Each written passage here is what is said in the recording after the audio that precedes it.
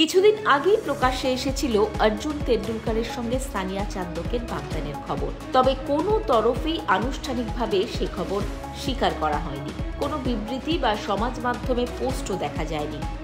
অবশেষে তা নিয়ে নীরবতা ভঙ্গ করলেন সচিন তেন্ডুলকর।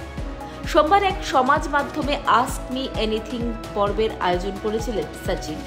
সেখানেই এক ভক্ত অর্জুন সানিয়ার বাগদানের সত্যতা নিয়ে প্রশ্ন করেন। সচিন উত্তর দেন, হ্যাঁ, ওর বাগদান হয়েছে। ওর ভবিষ্যৎ জীবনের কথা মনে করে আমরা সকলেই খুবই উত্তেজিত। এই একটি উত্তরই স্পষ্ট হয়ে গিয়েছে যে পুত্রের বাগদান হয়ে গিয়েছে।